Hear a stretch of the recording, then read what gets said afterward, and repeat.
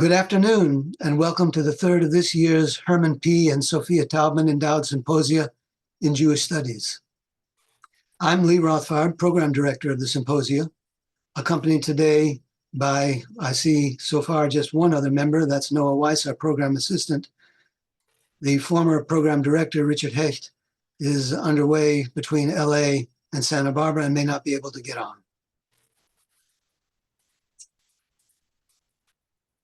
Joining us from Toronto is award-winning author and journalist Michael Posner, who in 2022 published the last installment of an exhaustive 500-page, 3-volume biography of the iconic singer, songwriter, and poet Leonard Cohen, titled Untold Stories.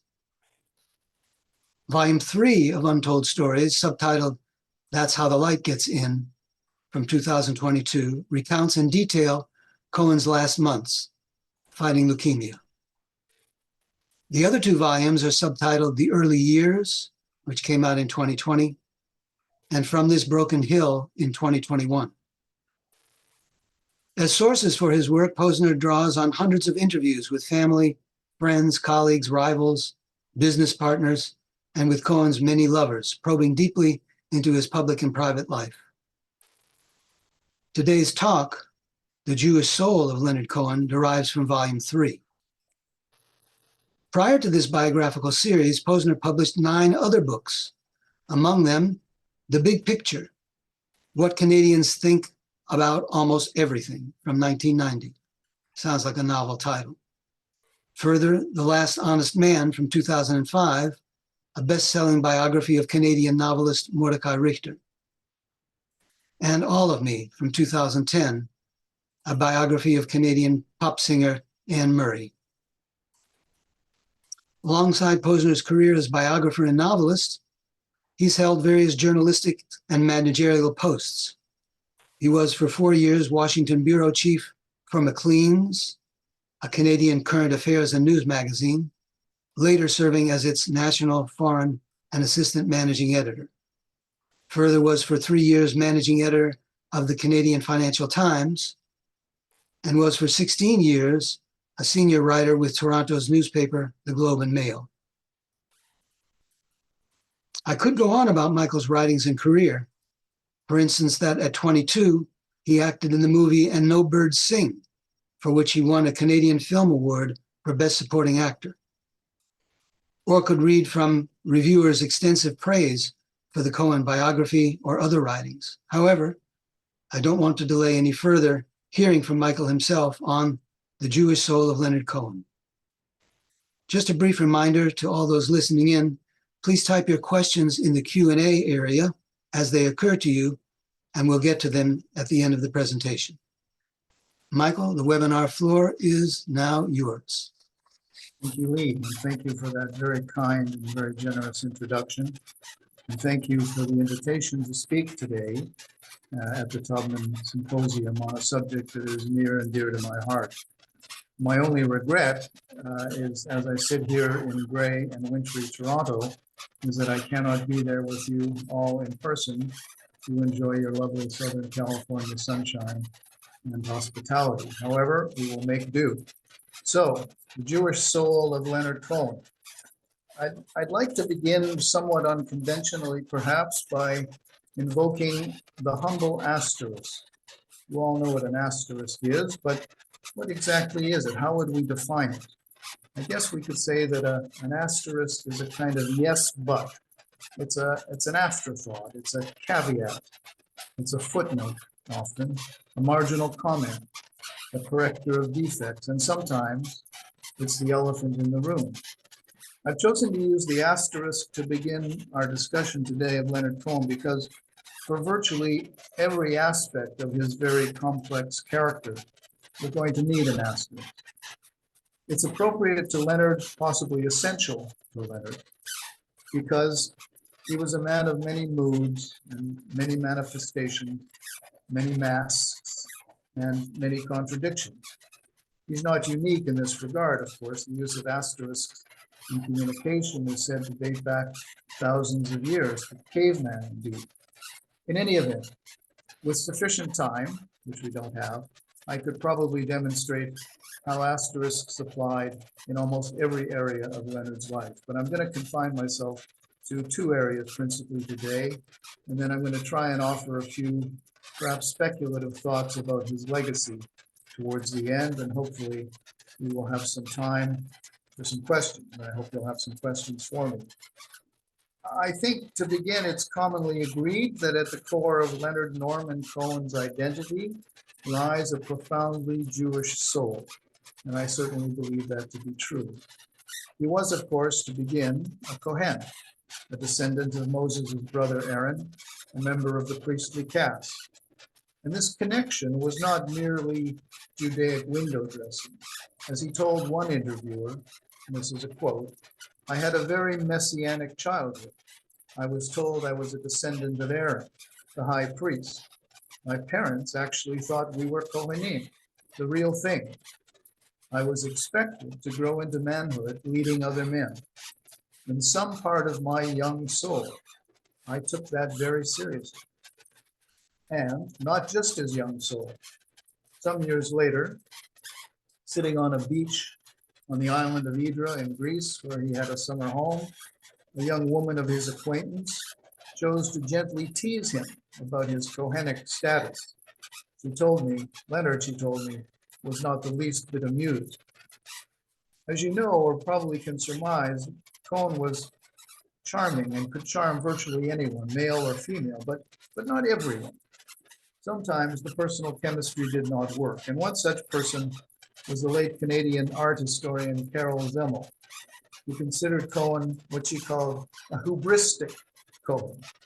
That was always central to how he thought of himself, Carol told me.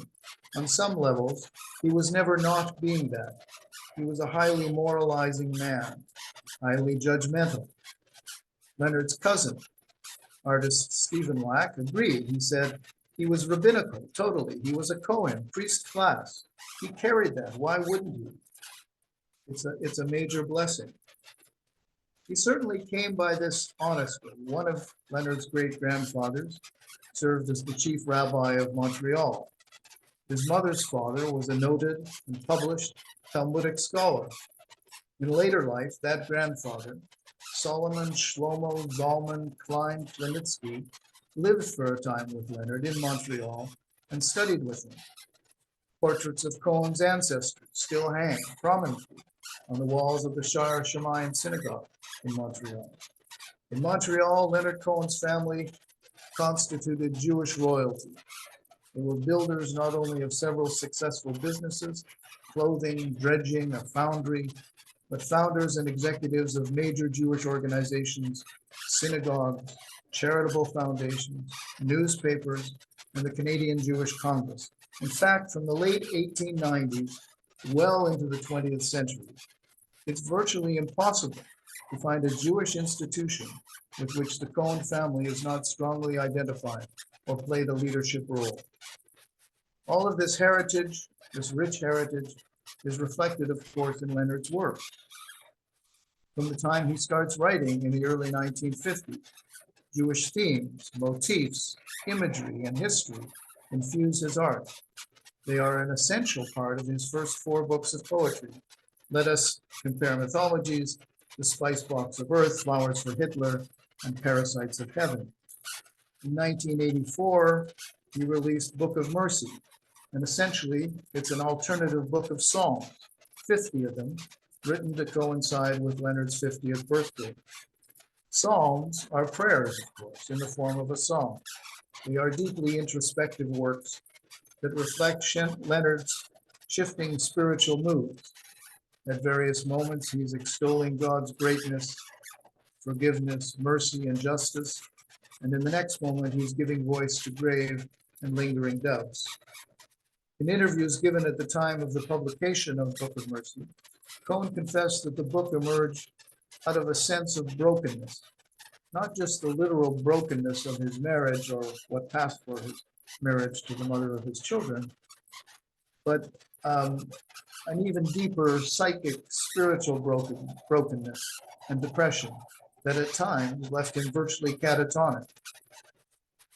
In his music, which is better known today than his poetry. Many songs, the Song of Isaac, Lover, Lover, Lover, Who by Fire, Dance Me to the End of Love, If It Be Your Will, and of course, Hallelujah.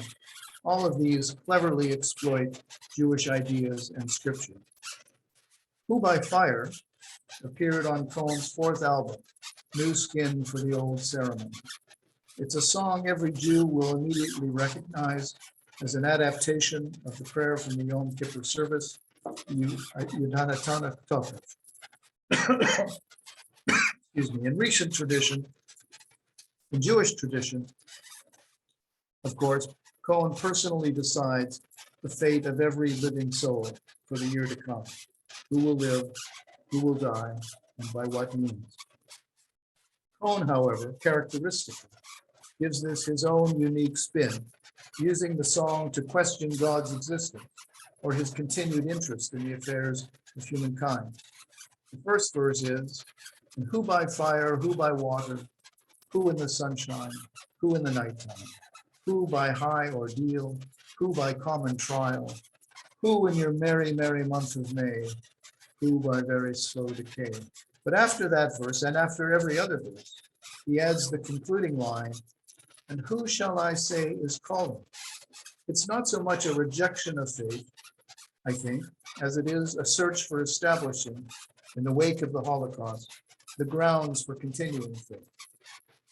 The metaphor here is Cohen as a kind of corporate secretary fielding phone calls on behalf of humanity itself, some of whom will live and some of whom will die in the next year, according to the decree of the caller. But who exactly is this caller? Who is at the other end of the line? Can you please identify yourself? Dear God, it's me, Leonard. Are you still there?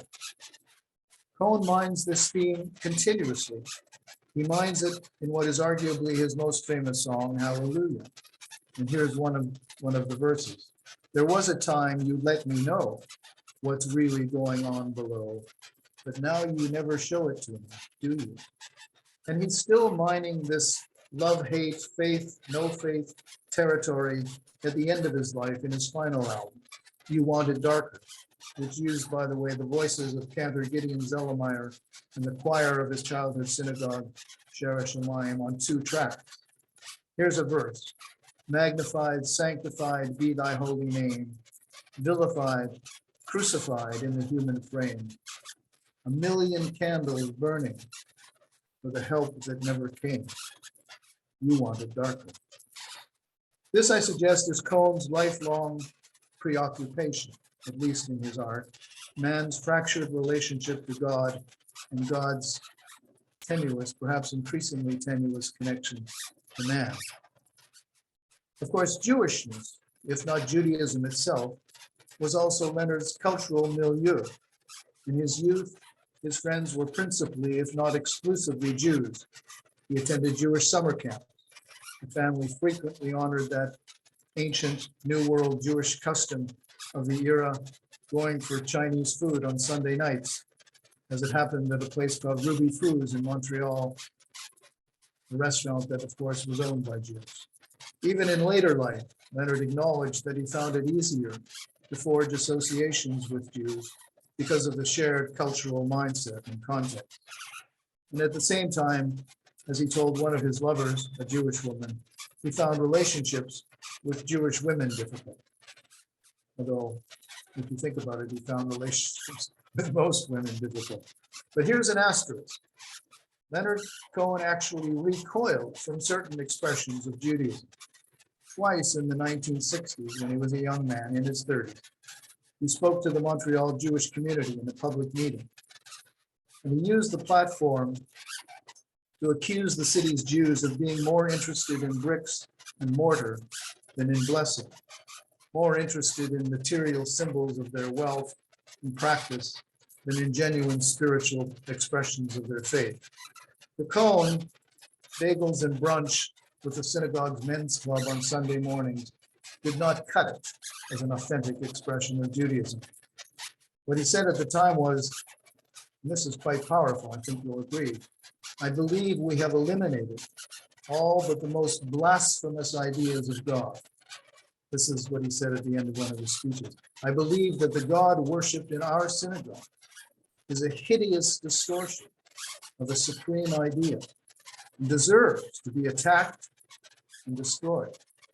I consider it one of my duties to expose the platitude which we have created. Powerful stuff.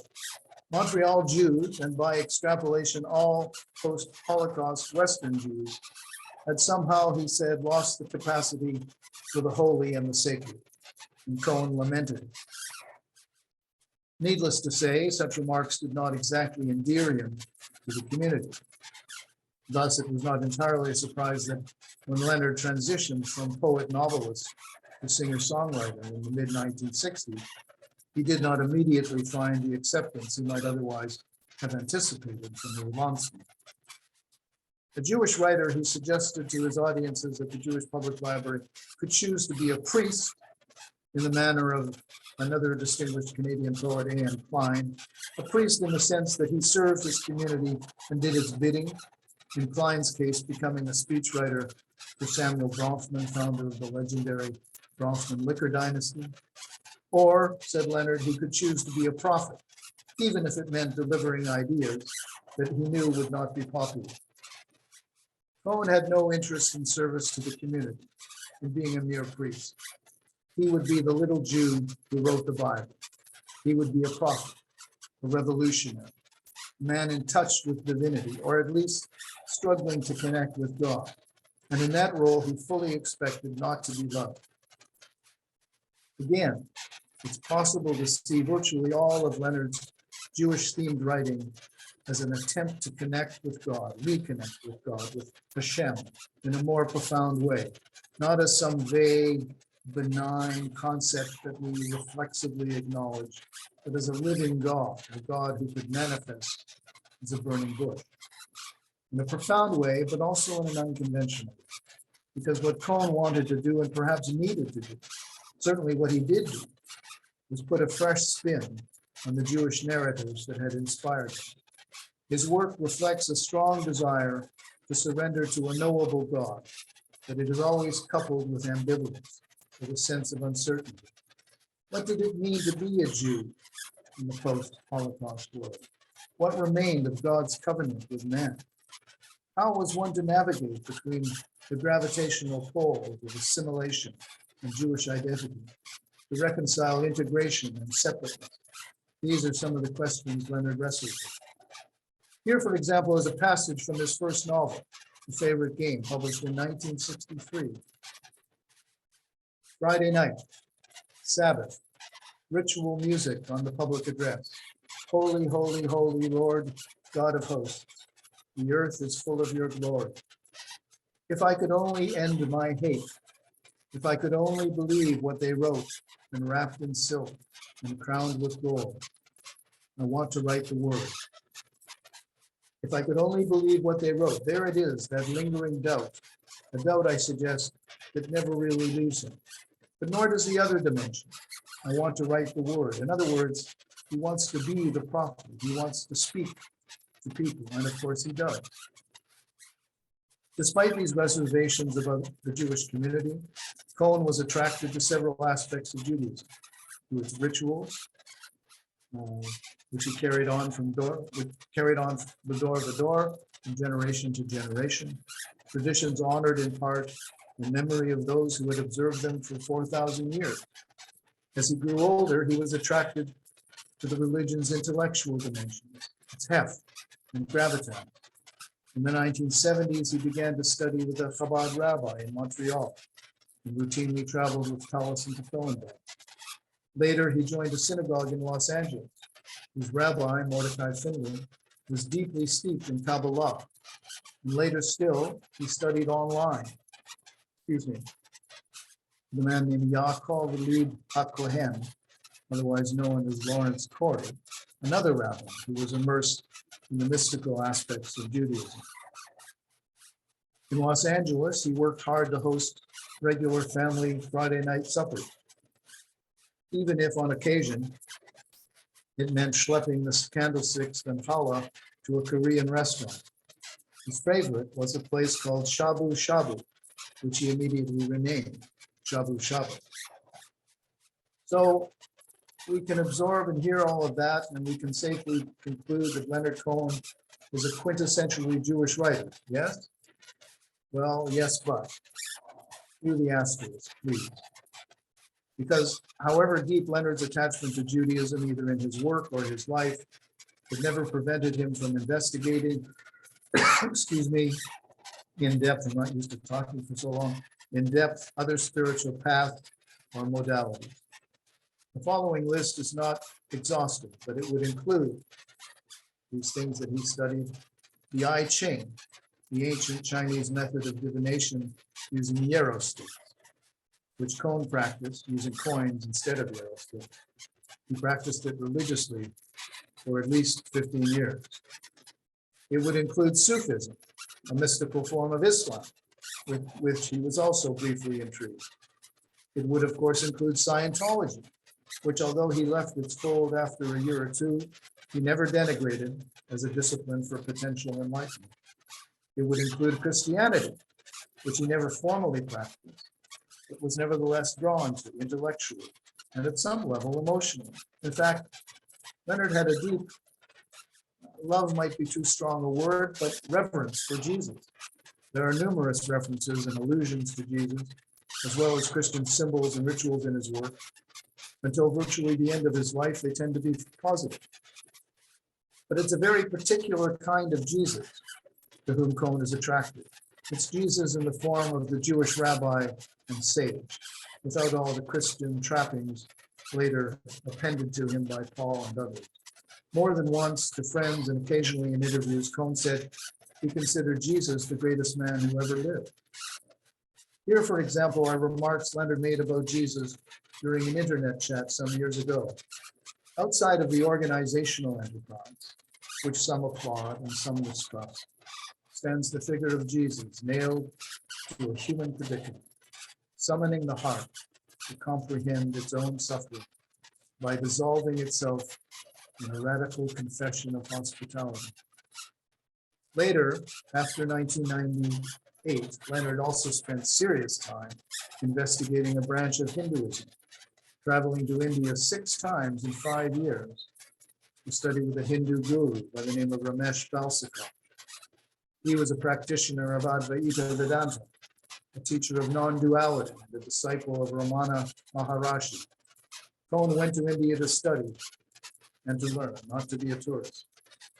So it's clear from even this brief survey that I've offered you how many spiritual masks Leonard wore, how eclectic his taste was, and how far afield he was willing to go, literally and figuratively, to find answers to his lifelong depression, to the larger human predicament, to whether God exists, and if he does, why he permits the things he permits, and ultimately, perhaps, to reconcile who the essence of Leonard Cohen was.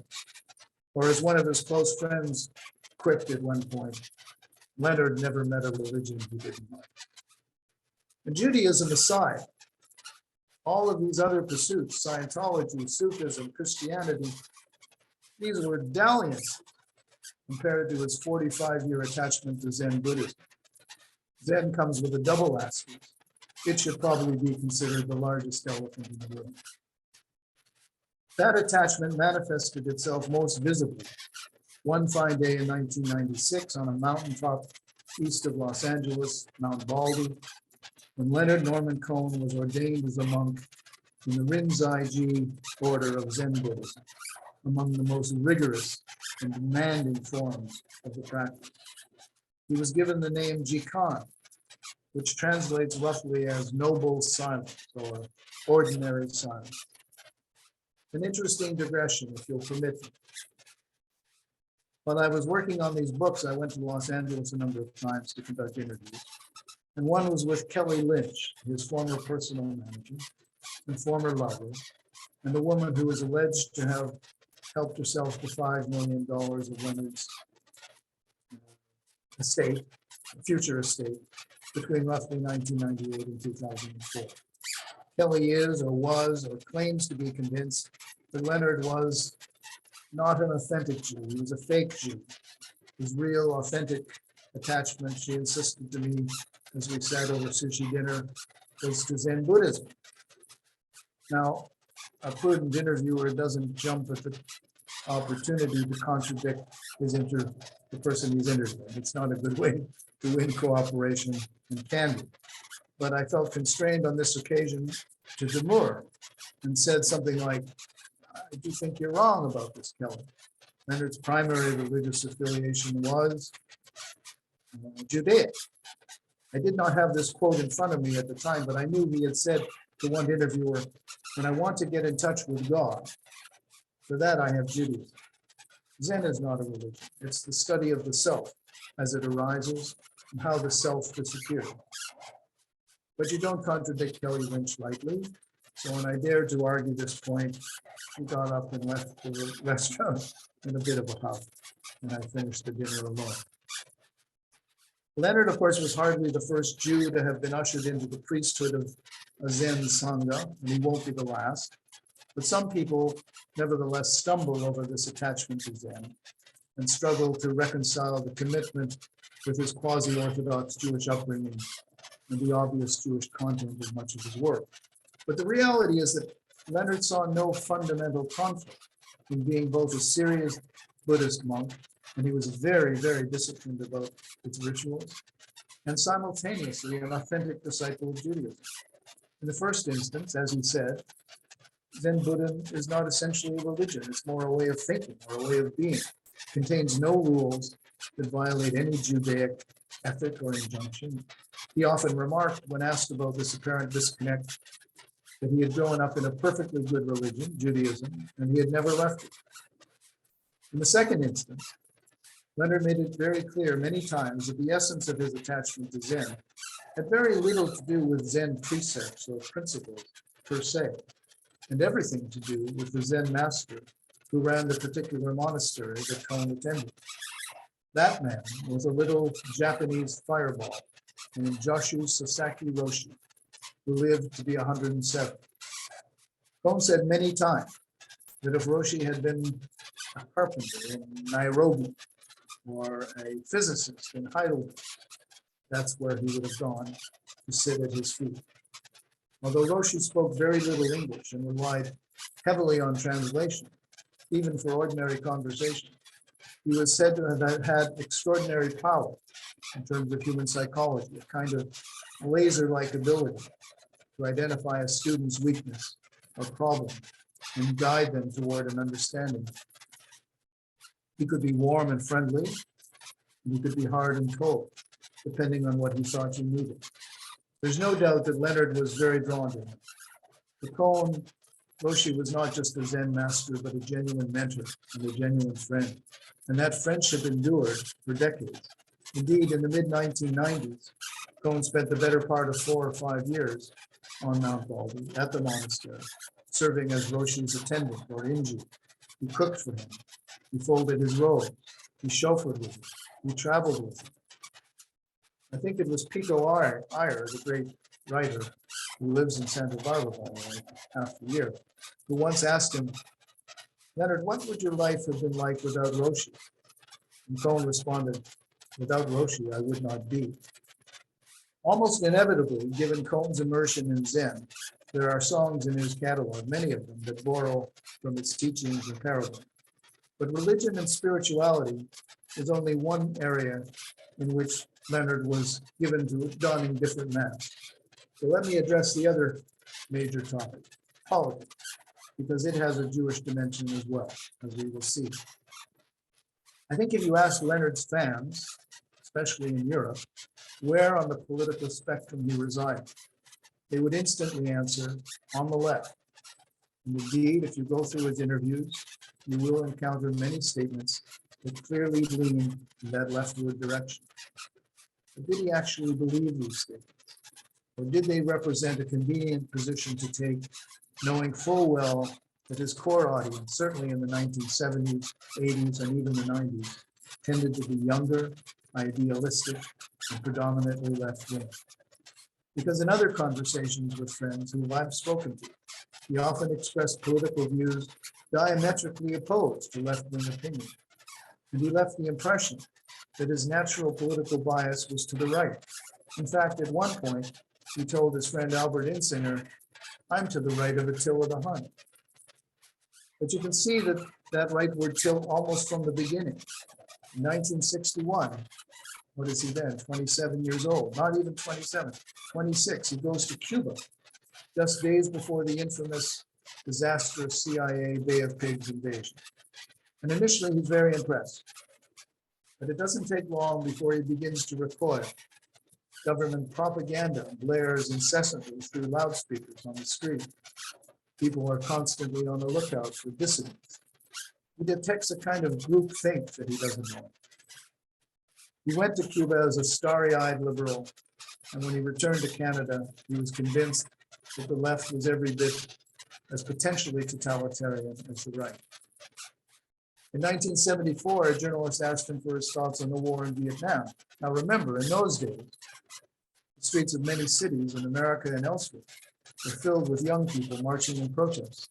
The war was opposed by a significant portion of the West population, not just youth. But Cohen took the contrarian position. He said he really didn't trust those idealistic influences. The communists, he said to the interviewer, or the other side, were using this battle to weaken and destroy American youth and destroy the American army. He said, "I do feel the youth has been brainwashed by the communists and poisoned, both spiritually and physically, as part of the communist conspiracy. It's a failure of imagination to believe that all social change for the better has to take place under communism's banner, because we know that with that particular vision, there comes a certain kind of harshness, intolerance. They put you in jail for smoking grass in America for a little bit of time, but in Cuba, they put you in jail for good." The reality is that Cohen, as public persona, tends to tilt often in the same direction as his audience. Once in the early 1970s, he and his band were performing in Paris at a huge festival called La Fête de la Humanité, which is organized by the French Communist Party, no less. So this wasn't just a left-wing, mildly left-wing crowd. These were socialists, communists, Maoists, Trotskyites, pacifists, anarchists, the whole convention, hardcore lefties. So en route to the stage, Cohen decided that it would not be a good look. It wouldn't create the right impression to arrive at such a gathering in limousines that had been provided by the record company. So he arranged halfway there to stop the limousine, get out, collect the instruments, and drive the rest of the distance in a more plebeian form of transport, the Volkswagen Beetle. And there, for the only time in his career, dressed in his familiar khaki military fatigue jacket, he performed part of a song called "Beloved Comrade," written by, big surprise, two Jewish guys, Louis Allen and Fred Katz, in commemoration of partisans who fought against the fascists in the Spanish Civil War. A few years later, in the summer of 1980, when Ronald Reagan was running for president, Leonard was on tour in Europe. When the subject of American politics came up when I was sitting on the tour bus, Leonard's bandmates were convinced that he opposed Reagan's election and regarded the prospect with alarm. But back in Los Angeles, he waxed eloquent about Reagan's virtues, particularly his support for Zionism and the state of Israel. He was also, it should be said, Leonard, a gun owner, and in later life, a paid-up, card-carrying member of the National Rifle Association. He even had a decal put on his car. The left, of course, is often critical of Israel, and Cohen could be as well. His support for Israel was not unqualified. Like many people, he recoiled at images of IDF planes bombing innocent civilians in Gaza, or border guards abusing Palestinians at army checkpoints. There's a well-known story of his visit to Israel during the Yom Kippur War in 1973. Assigned to a roving band of musicians dispatched to entertain the troops, Cohen ended up one day in the deep Sinai. At some point, he watched a plane land, as dead and wounded soldiers were carried off. When he was told the soldiers were Egyptian, his first instinct was, thank God, they're not Jews. But then immediately he felt guilty and chastised himself for the thought, because Israeli or Egyptian, these were still human beings who had clearly suffered or died. What had happened, he wondered, to his common humanity? This moment appears to have played a role in his songwriting, because while he was touring with the troops, he started working on the song Lover, Lover, Lover. Initially, the lyrics expressed sympathy for and solidarity with his Jewish Israeli brothers, but Cohen later revised the lyrics, deleting the reference to Israelis and making the appeal more universal. At the same time, while wandering around this desolate, largely isolated Sinai military base, he found an abandoned pistol lying around and helped himself to it and took it on. Whatever else he may have been, Leonard Cohen was not a pacifist. When he died in 2016, some commentators were tempted to make much of the fact that he died the night before Donald Trump was elected president of the United States, as if to suggest, A, that Cohen somehow played a role in deciding the timing of his own death, and B, was essentially declaring that he didn't want to stick around for a Donald Trump presidency. This is, I'm sorry to say, nonsense. I don't know what Leonard actually thought of Trump personally, but he certainly predicted his victory. And it's not at all clear to me that he didn't also welcome it, or at least think that a few years of Trump might be good for America. It'd be interesting to have that opinion today. In a sense, Cohen was or wanted to be above politics. He had his private views, but he wasn't remotely interested in using his art or craft for promulgating or advocating those views. If anything, as I've tried to suggest, he wanted to be that modern prophet. Recall the famous lines from Favorite Game, the novel. The narrator, Lawrence Briesman, who is a stand-in for Cohen, says to his friend Krantz, "Krantz, there's something special about my voice." And Krantz spurns this idea and says, "No, there isn't." And Briesman says, "Yes, there is. I can make things happen."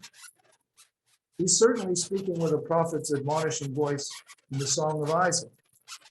"You who build these altars to sacrifice these children, you must not do it anymore. A scheme is not a vision." In other words, there's nothing sacred or holy about these sacrifices. They're made for expedient purposes. They're made to win war, or mineral rights, or other valuable resources. Or they're made for pride, or they're made for vanity.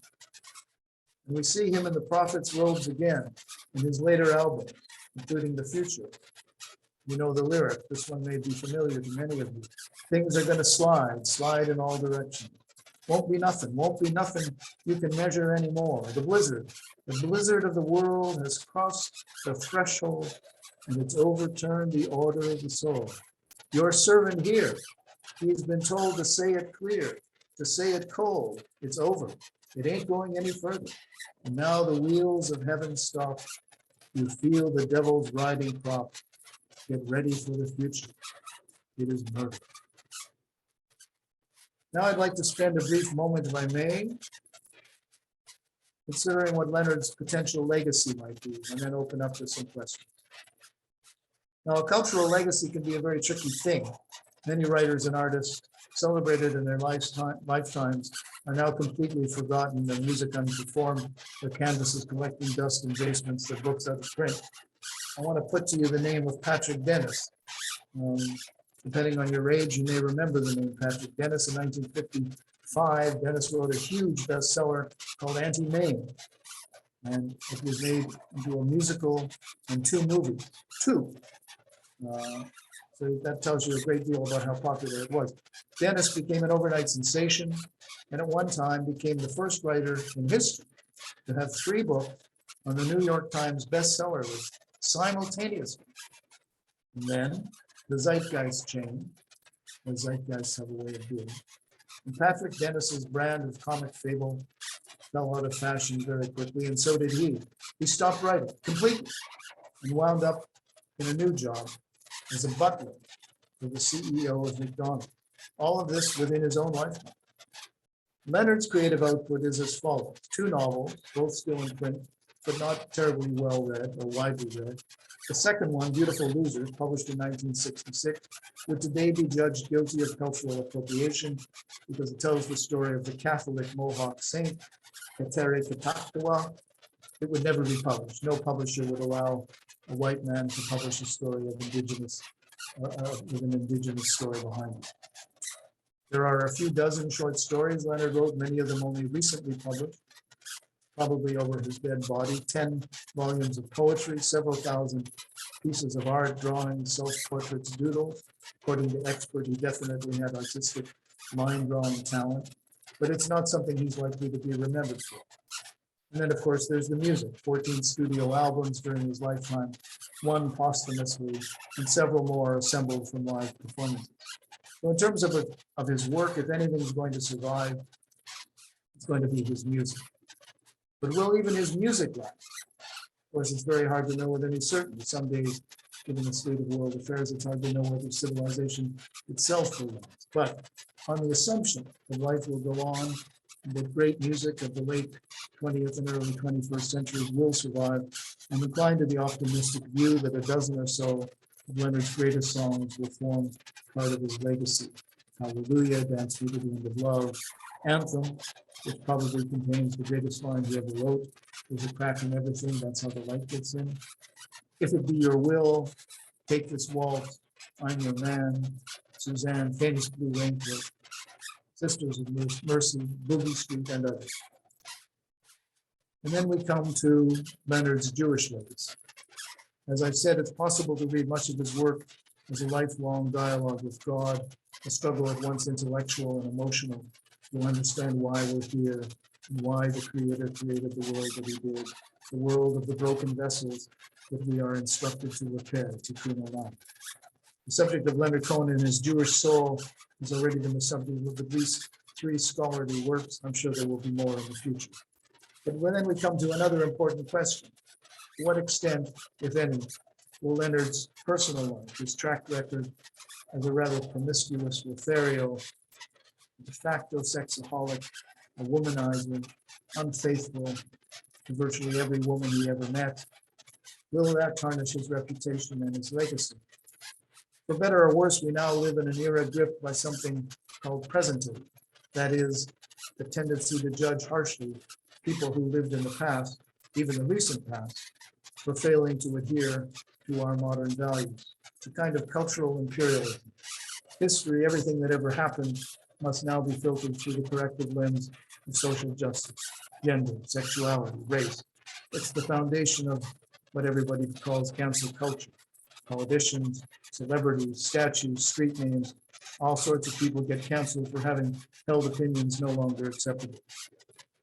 Don't misunderstand me, virtually all of the women who Leonard romanced, at least among the 25 or so that I interviewed, spoke and speak well of him, even those whose relationships with him ended badly.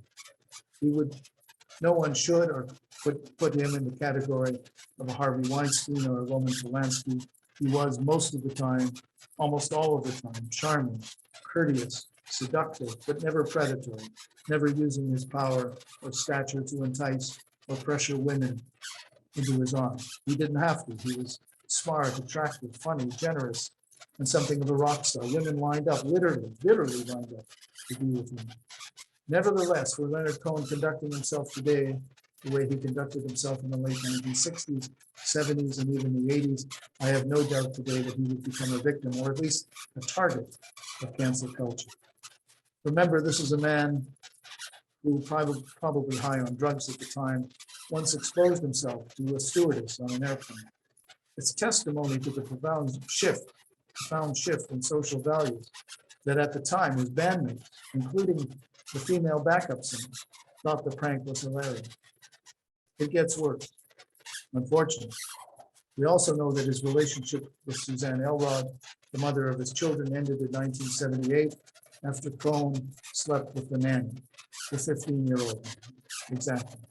Underage sex, a crime in 1978, a crime in 2024. Cohen was not proud of it, quite the contrary, but he acknowledged it to close friends. Fortunately for him, it isn't widely known. What impact would that story have on Leonard's hardcore fans, who number in the millions? They regard him as a kind of secular saint, above reproach, gracious and honorable, a reputation largely derived from those 5 years he spent touring the world between 2008 and 2013. The humble, lovable old man on bended knee to his audiences, skipping off the stage and coming back for another encore and another encore. That Leonard, of course, doesn't really resemble his more youthful incarnation. But I can say, as someone who has written 3 books that attempt to paint a more nuanced portrait of him, that his fans tend to resent hearing the less savory reality. They prefer to keep him eternally where he is, on a pedestal. And I think this speaks to the importance and the power of myth that is often preferable to reality. I say this conscious of the fact that apart from his appetite for young women, an appetite his celebrity status was able to satisfy for decades, Leonard Cohen led, by almost every account, an otherwise exemplary life. He was dedicated to his craft and to his spiritual pursuits. He did not do things by half measures.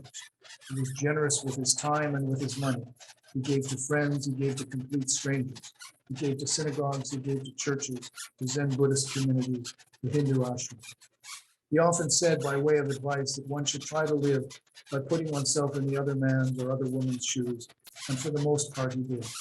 Apart from his clear genius as a writer, one friend called him the greatest psalmist since King David, and it's hard to disagree. He was a mensch with an asterisk.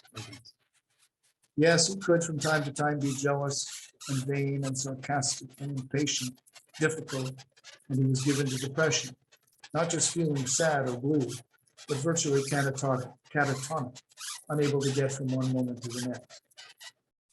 Yet any consideration of his legacy must also acknowledge not just his work, but what that work did and continues to do for people around the world. Stirred their hearts, relieved their burdens, gave them hope, revived their spirits. His words and music, they are the light through the crack.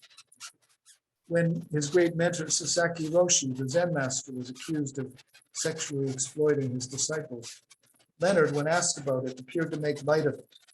It wasn't that he didn't believe the women, some 40 of whom had come forward with tales of Roshi's sexual predation. He didn't condemn bad Roshi's shenanigans because he knew how many lives the good Roshi had saved, literally, including Leonard Cohen's himself. In Leonard's cosmology, even if you're sinful, as Roshi was, as Leonard was, as we all are, it doesn't matter. It doesn't mean you cannot be redeemed. We're all damaged. It's the human condition. And it's only when you're broken, a word that appears over and over again in his work, that you really become eligible for salvation. Only the losers are truly beautiful. That tension is always there. Beautiful Losers, the title of his novel. Parasites of Heaven, Energy of Slave, Flowers for Hitler, the titles of his poetry book. So yes, on one level, Sasaki Roshi was a perfectly despicable human being, but Leonard refused to paint anyone with only one color. He never experienced cognitive dissonance. You didn't get canceled for behavior he might not have approved of. I think that was Leonard's genius, I suppose, part of his legacy, the ability to communicate the sorrow and the beauty of our fragile existence in the same sentence. He never blinked, not even when he was dying. He had a tear in one eye and a twinkle in the other. He permitted the full spectrum of human activity, from the most depraved to the most exalted. He understood that one human being could contain them all, because he did. Thank you all very much. I look forward to taking some questions.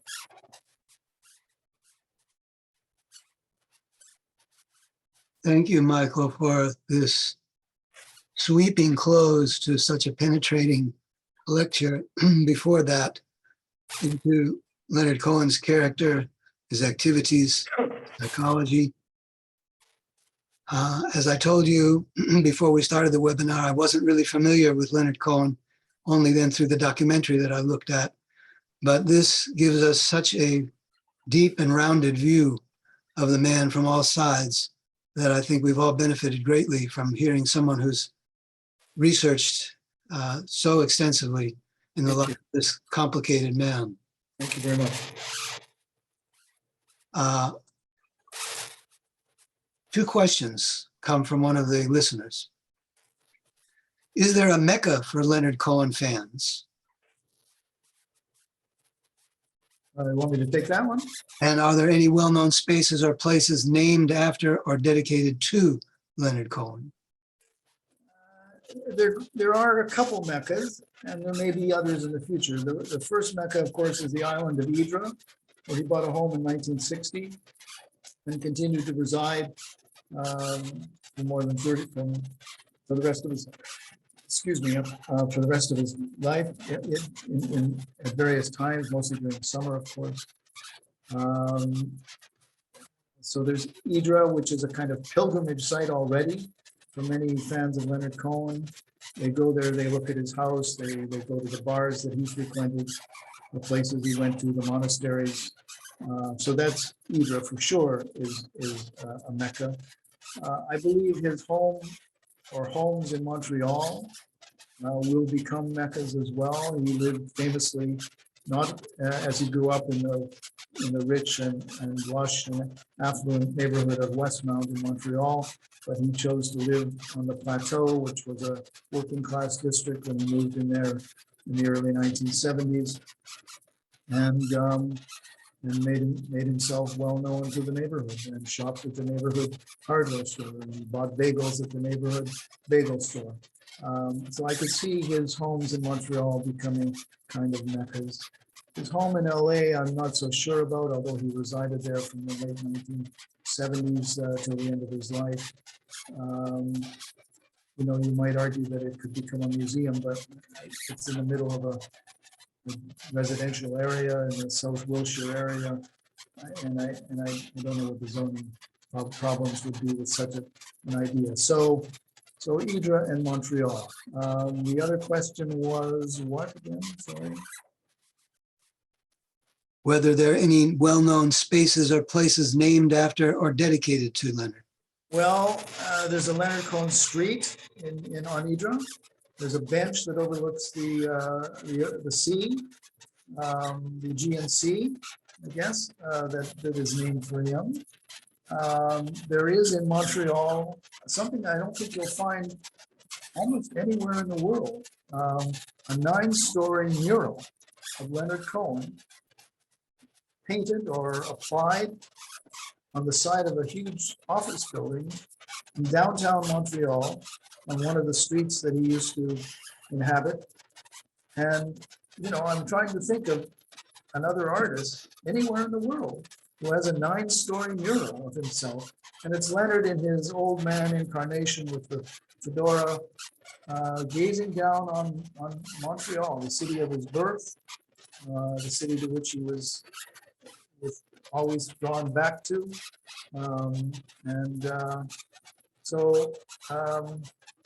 Yeah, I think that might do it for the moment. There may be others in the future, but that's it for the moment. Another question, which reads, you have not mentioned any of his time in Mumbai, India, where I have read that his depression was supposed to have lifted, not to return. Was it a religious experience for him, in your view? I did mention it. He went to India 6 times in 5 years to study with Ramesh Balsekar, and it had an enormous impact on him. He did say, the questioner is right, he did say that his lifelong depression began to lift after he went to India. At the same time, he also said, maybe it's just that as you get older, depression goes away. He wasn't sure about it, but he was certainly willing to say that Ramesh Balsekar had an enormous impact on him. And he did. He had an enormous impact on him. Leonard was very taken with him, and he was very taken with India generally. He loved it. When he got there for the first time, I've never been to India, but people who have been there say this, of course, that it's completely buzzing. It's nonstop activity on the streets everywhere. There's just so many people.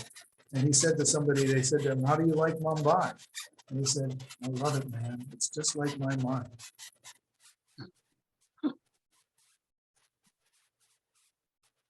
Other questions from our listening audience?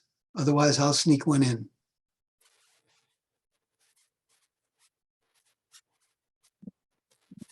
The summary of your talk mentions all of the so-called spiritual streams, as you put it, that he dabbled in a bit, and more than dabbling. Do you think there was something missing for him in his Jewish background that he was seeking out? Or were these just supplements to round out his Jewish spirituality? It's a wonderful question. I think there was something certainly missing in the sense, as I alluded to in the speeches that he gave at the Montreal Jewish Public Library, there was something missing in the synagogue service itself. It didn't strike him as authentic. It was missing the passion, the fire, the visceral connection to real God. It seemed too rote, too performative. And so in that sense, I do think that he began to look elsewhere. At the same time, this was a very serious, deep human being. He wanted to address the most important questions in life, and certainly those questions that deal with man's relationship to God. And he was looking anywhere he could to find where that connection might be genuine and authentic. And so he dabbled, and he kept dabbling, and he never stopped dabbling. And he continued to live, and some new religion had presented itself. I have no doubt Leonard would have been willing to explore it. He'd look at anything. But I think ultimately he did find satisfaction in some of the Kabbalistic teachings that he studied with Mordecai Finley and Rabbi Cohen online. He went into that deeply. He read Gershon Sholom's book on Sabbatai Tzvi and his other work. He was a serious guy, and so his initial exposure to conventional synagogue Judaism left a lot to be desired, and he wasn't shy about saying so, and he began to look elsewhere. Got another posted question. Do either of his children do anything to perpetuate his legacy? Very delicate topic. The relationship with his kids was not wonderful, certainly in the early years of their being in his life, because in those years he was very busy touring and advancing his musical career. He was very much an absentee father. I think it took its toll on both his children. There was a degree of estrangement for a while. He reconciled with both of them. He was a great fan of both of his children. His daughter started a business with Leonard's help in Los Angeles. It still runs, and he was very proud of her. Very bright woman. His son tried to emulate Leonard and become a musician, and is a very talented, very, very talented musician, singer, songwriter. But it's very hard to be the son of Leonard Cohen in the music business, and never achieved the standing or the status that his father did, and became a producer, and has become a producer, and co-produced Leonard's final album, and one posthumous album. Very talented, very musically talented guy. But there were strains in that relationship that persisted right to the end of Leonard's life. It was not all fun and games. And the relationship between the two siblings is toxic. They don't actually speak, which I'm sure would cause Leonard no end of grief. But there it is. Thank you for those insights. A few more questions are coming through now. One moment. How do you think the death of Leonard's father when he was 9 years old affected him? That's another wonderful question.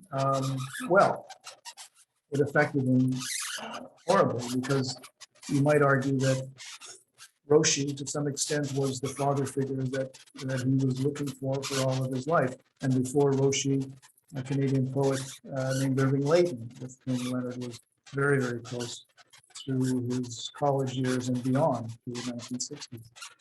Both of those guys could be interpreted as father figures. I think Leonard was devastated, as anybody would be. But here's an interesting thing. You know, he's 9 years old when his father dies. It's too interesting. And he writes a poem, maybe the first poem he ever wrote. He's moved by his father's death to write a poem. He writes the poem, and he cuts open his father's bow tie and inserts the bow tie in the poem, and inserts the poem in the bow tie and buries it in the garden. And years later, of course, he thinks, what would I give to have that poem, to see what I was thinking as a 9-year-old about my late father? And he goes looking for it. And he looks and he looks and he looks, never finds it. And he says, later, maybe everything I've been doing all these years is really is trying to find that poem. And then at the Shiva, at the family home after the funeral, a number of Leonard's friends came to the Shiva, and they're standing around. Leonard, remember, is 9 years old. And somebody says to him, you know, something awkward, I'm sorry for your loss, or whatever a 9 or 10-year-old might say, you know, it's a very difficult thing. And Leonard says to them, I know it's very difficult, I understand. At 9, to have that presence of mind and that composure and class, you know, is a really extraordinary thing. He was a very classy guy. But yes, very long-winded way of saying devastated by his father's loss, and probably never got over it at some level. Another one for you, a musical question. Our congregation in Santa Barbara incorporates Who by Fire in the Yom Kippur service. For me, it is a highlight of the day. Do you know how many congregations adore Leonard Cohen and keep his music alive within our repertoire? No, I have no idea. Listen, you can go to almost any European city on any given week and find a Leonard Cohen pickup band that is playing and playing Leonard Cohen's music. I might be exaggerating to some extent, but literally, if you spend any time in any of the half a dozen Leonard Cohen Facebook fan sites, all of which have thousands of members, well, many thousands, hundreds of thousands of members, they're constantly posting Leonard's music. These are not synagogues, of course, but they're constantly posting Leonard's music, interviews with Leonard, notices of upcoming concerts, videos of Leonard. He has a huge and very loyal fan club, and we'll keep going. Synagogues, I'm not so sure about that, although there have been synagogues that have hosted Leonard Cohen evenings with bands or performers who cover Leonard songs. But as a regular part of the service, I think that is a bit unusual. I have another question to stick with the music, and this is something that I asked you and you answered before we began the webinar, and it has to do with the very well-known, maybe best-known song, Hallelujah. And you said something that was very surprising, maybe surprising to others, or maybe just I didn't know. But I was moved to ask the question to begin because the documentary video makes a lot out of it, as if everything flowed from that. And I wondered, and you answered in a different way. I wondered, maybe share that with everybody. Well, I don't think everything flows from that. It's a very important part of Cohen's repertoire, of course. When he wrote it in 1984, it didn't get much attention. The album that it appeared on, in fact, which also had Dance Me to the End of Love and one other great song I forget at the moment, the record company thought so little of that album that in America they refused to distribute. Some other small music distribution company eventually picked it up and distributed it in America, but Columbia Records did not. It was distributed in Canada, it was distributed in Europe, of course, but not in the United States. So that song, Hallelujah, made virtually no impact in 1984, although interestingly enough, Bob Dylan performed it in front of him in Paris in 1984. He liked it a lot. It wasn't until a couple other guys, John Cale and Buckley, recorded it that it began to take off. And then it was recorded as part of the movie Shrek, the animated movie. Shrek used Hallelujah, and then its popularity began to soar. So it became identified with Leonard, but he, as I tried to suggest, he has lots of other songs that were equally powerful, and perhaps not as much covered as Hallelujah, which apparently has been recorded by 150 other artists. But my problem with Hallelujah is that I think it's misunderstood. And people play it at funerals, they play it at weddings, they play it at bar mitzvahs and bat mitzvahs. It's treated as though the song is a celebration of God. And my opinion, and of course, it's only my opinion, but my opinion is that that's an incorrect interpretation. I think it's actually a questioning of God. What has become of you? You don't really care for music, do you? You used to tell us what was going on down below, but I don't hear from you any lately. It's that same motif, that same theme. What has happened to the God of history? And Leonard's search for him, her, whatever. That's my take on Hallelujah. It was interesting to hear that you said he came to resent it because it was so identified. Yeah, that might be a bit much, but he did certainly say maybe it's time to let it rest for a while.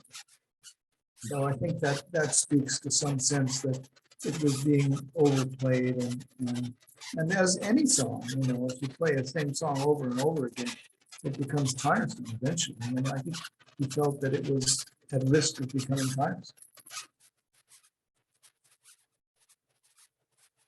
Well, we're just over an hour now. I don't want to cut anybody off. If there's another question or two, please post them. Otherwise, we'll wrap it up.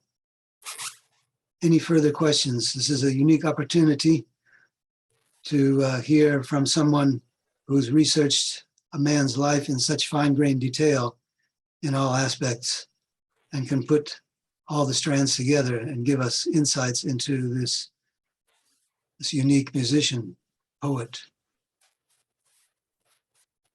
No, it looks like we've exhausted them.